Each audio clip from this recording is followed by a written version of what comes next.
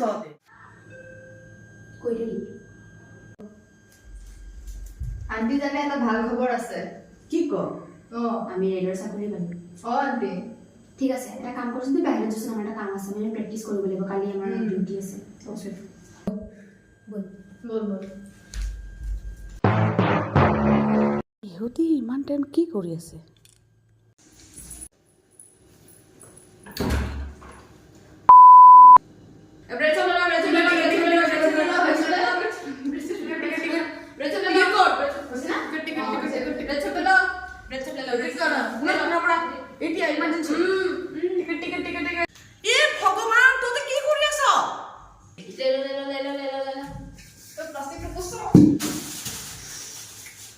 বাইৰে rail চাকৰি পাইছে না এখানে প্ৰ্যাকটিস কৰিছো